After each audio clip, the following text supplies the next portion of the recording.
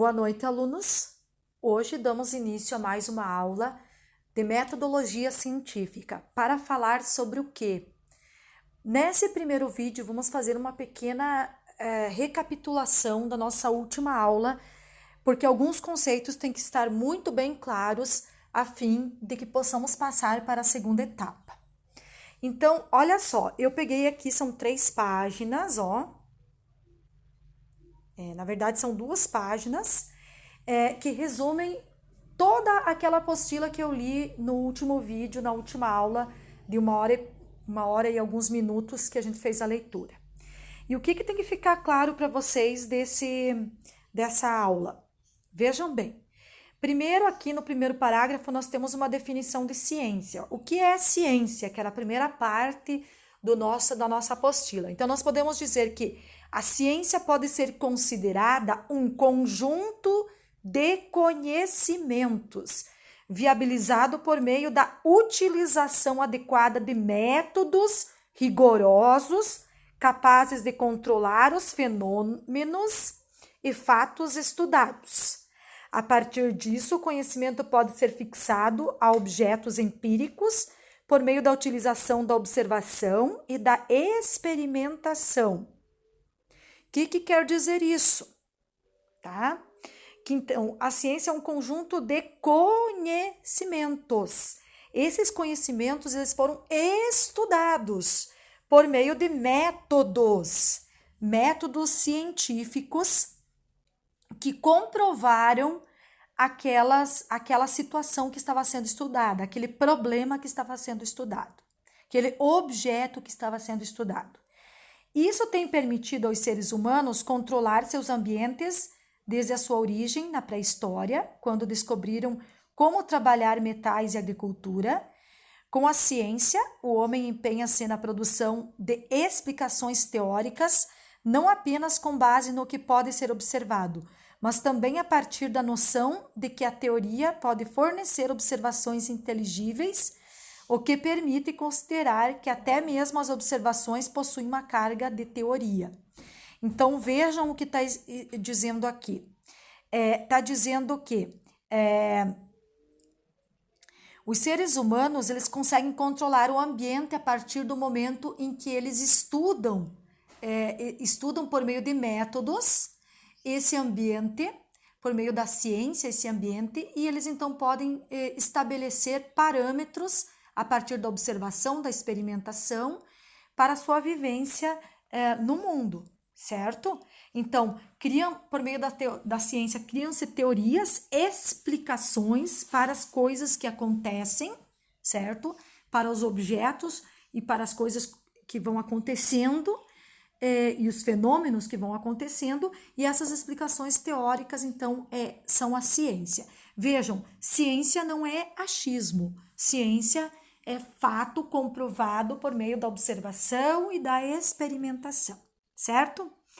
Então, nós vamos ter aí, o objetivo ou a finalidade da ciência, que é a preocupação em distinguir a característica comum ou as leis gerais que regem determinados eventos.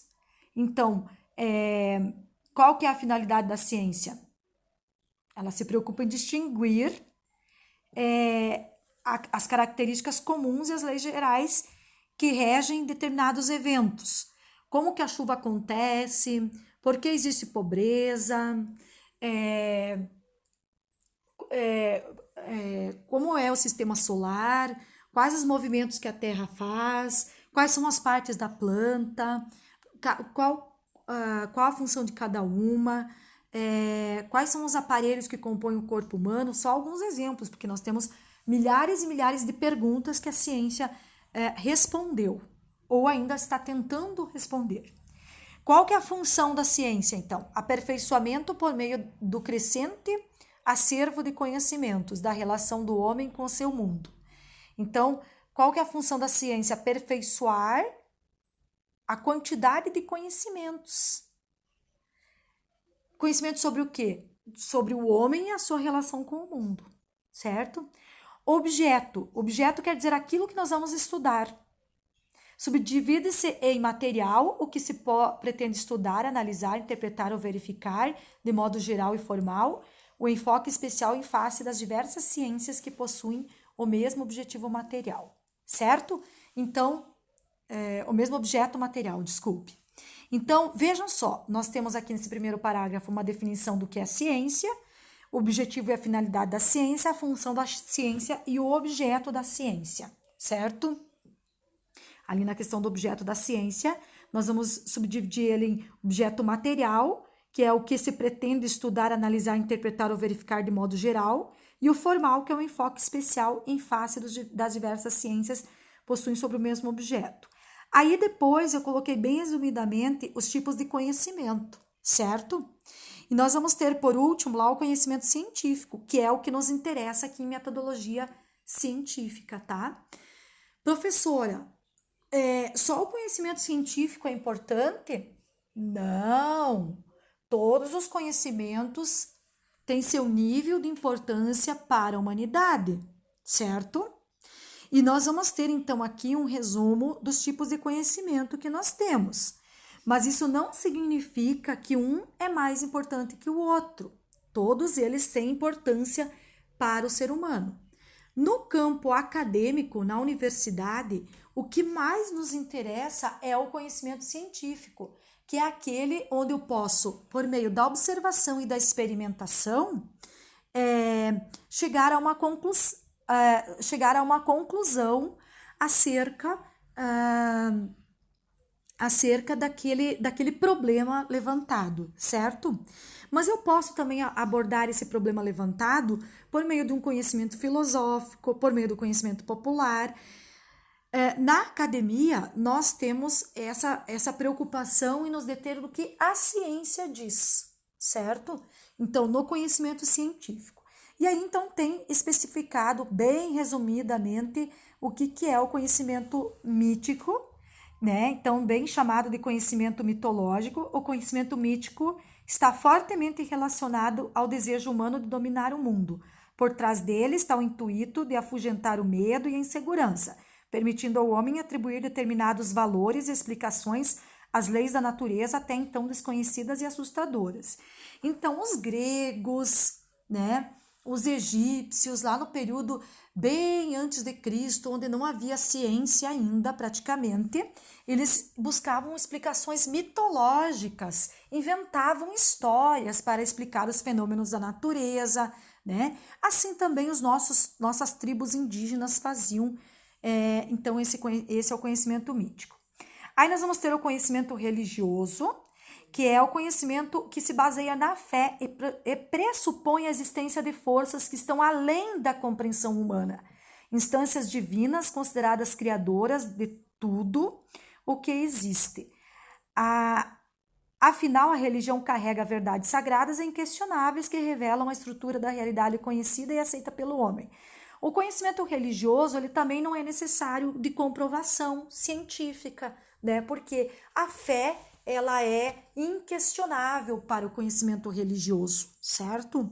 Então, você vai acreditar em algo que você não vê no conhecimento religioso, em algo que não é passível de prova, né? Não existe uma prova científica, por exemplo, da existência de Deus. Então, esse é o conhecimento religioso. Aí nós vamos ter o conhecimento filosófico.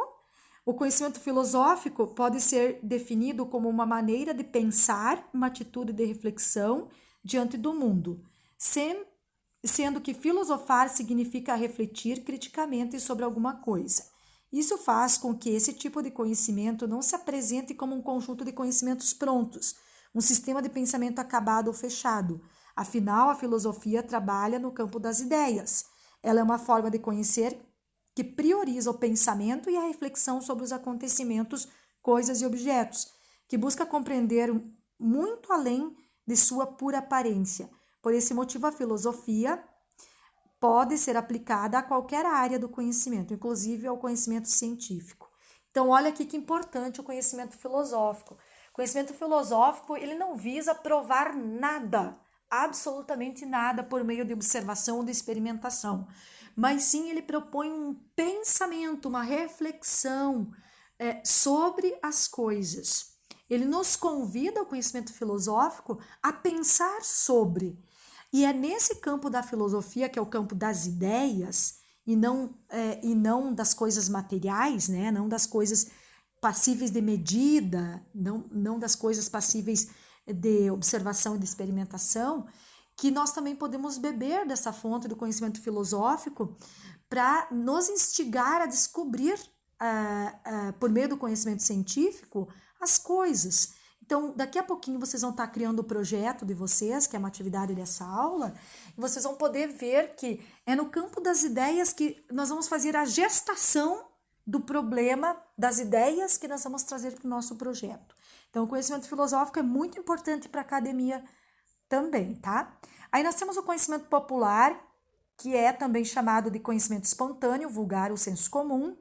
Essa última denominação deve-se ao fato de ser um tipo de conhecimento que se encontra ao alcance das pessoas comuns, consideradas assim por não serem especialistas, como filósofos, cientistas e teólogos. Desse modo, o conhecimento popular corresponde a um tipo de saber que resulta de experiências vividas pelo homem, na busca por solucionar seus problemas. Tais soluções se transformam em informações compartilhadas e passadas de geração em geração, sendo captadas, assimiladas e adaptadas à realidade de cada uma. Um aspecto relevante desse tipo de conhecimento é que ele é desprovido de teor científico, uma vez que as razões daquilo que é aceito como verdadeiro não são questionadas. Conhecimento popular é o conhecimento de toda a população, os costumes, as receitas culinárias, os costumes de cada cultura, né? O conhecimento popular, né? No que as pessoas acreditam, é o conhecimento da população. Ele também não tem um teor comprovado, ele não é comprovado cientificamente, mas é um conhecimento que não pode ser desprezado. E por fim, o conhecimento científico, que é o que nos interessa aqui na disciplina de metodologia científica. Ao contrário dos conhecimentos que você viu até aqui, o conhecimento científico encontra os seus fundamentos na razão e na experimentação. Tal conhecimento é proveniente de hipóteses e experiências a partir das quais verdades universais são estabelecidas. Desse modo, é possível sintetizar o conhecimento científico como aquele que exige uma legitimação baseada em dados elaborados a partir de análises e comprovações teóricas e empíricas. Então, esse conhecimento é o que nos interessa aqui na metodologia científica e que vocês vão utilizar na vida acadêmica total de vocês, o conhecimento científico e o conhecimento filosófico.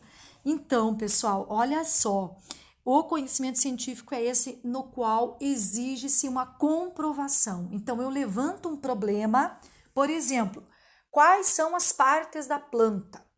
E por meio de análises, observações e comprovações, eu vou chegar à conclusão, então, que a planta vai ter ali a raiz, vai ter o caule, vai ter as folhas, vai ter as flores, os frutos, as sementes. Então, como que o cientista descobre tudo isso? Por meio da análise, da observação, do estudo, da busca de dados sobre esse problema. Então, vamos pegar um problema do serviço social. Por que as mulheres se submetem à violência doméstica e não conseguem romper com o ciclo de violência em seus domicílios? É um problema. Como que nós poderíamos responder esse problema? De achismos? Não. Nós podemos buscar dados já escritos sobre isso, em artigos científicos, teses, dissertações e livros, e fazer um apanhado dessas leituras e criarmos uma resposta a partir de conhecimentos científicos que já existem, ou nós podemos buscar dados que possam nos dar esta resposta por meio de uma pesquisa a ser realizada com mulheres vítimas de violência. E aí nós conseguimos, então, ter uma resposta científica acerca desse tema. Olha que bacana, pessoal. Vocês vão fazer isso, especialmente no TCC de vocês. E nessa aula de metodologia científica, vocês vão aprender a criar um projeto, vocês vão aprender a criar um projeto de pesquisa, certo? Então, olha só, saber ciência, o que faz o conhecimento ser científico? Então, vocês viram ali que tem vários tipos de conhecimento: conhecimento religioso, conhecimento mítico, conhecimento popular, conhecimento filosófico e o conhecimento científico. E o que faz um conhecimento ser ciência, ser científico? Desse modo, você pode considerar como científico aquilo que possui um objeto de estudo definido, por exemplo, no exemplo das mulheres vítimas de violência. Qual que é o objeto de estudo científico? As mulheres vítimas de violência, que é passível de comprovação, discutível e interessante. Ou seja, eu consigo comprovar, eu consigo trazer essa resposta, porque algumas mulheres se submetem ao ciclo de violência doméstica e não conseguem romper o ciclo. Eu consigo trazer essa resposta. Se eu for lá fazer as entrevistas com essas mulheres, eu vou chegar a alguma conclusão. Então, eu consigo comprovar essa resposta. Ele é discutível, sim, porque eu entrevistei um determinado grupo de mulheres. Se eu entrevistar outro, pode ser que a resposta seja outra. Se eu entrevistar mulheres aqui de Caçador, pode ser que a resposta seja uma. Se eu entrevistar mulheres do Nordeste, pode ser que a resposta seja outra. Então, ele é discutível, certo? As verdades postas pode ser que elas sejam mutáveis, né? Em determinados outros contextos, as respostas sejam outras. E é interessante, porque eu também não vou buscar a resposta, eu não vou buscar um conhecimento científico acerca de algo que não interessa a ninguém, né? Então tem que ser algo interessante. Assim, o conhecimento científico não impõe a verdade, e sim a sua busca constante, já que procura testar, contestar, reconstruir, mudar. Enfim, o conhecimento necessita ser questionado, ser colocado à prova. Isso não é processo técnico-científico. Processo técnico-científico visa apenas a construção do conhecimento, mas também a sua renovação a partir da constante retroalimentação que permite a sua desconstrução e a sua reconstrução. O que está dizendo aqui? Aquilo que eu falei, eu posso entrevistar 10 mulheres de caçador hoje acerca desse tema, e eu posso entrevistar daqui a 5 anos as mesmas mulheres e verificar quais serão as respostas, porque o ser humano, ele muda, né, de um ano para o outro. Assim como eu tenho como verdade que a planta possui raiz, caule, folhas, frutos, flores e sementes, mas a partir de novas pesquisas eu posso descobrir outras partes da planta que talvez aquele cientista naquele momento comprovou e que agora, nesse momento, a partir de novos estudos, foi chegado a uma outra conclusão. Afinal, o primeiro gesto do conhecimento é desconstrutivo, questionador, para depois ser reconstruído, propositivo e permanente, sempre aberto, discutível. Então, pessoal, esse aqui é o nosso primeiro vídeo da aula de hoje. Daqui a pouquinho já vamos ver o próximo.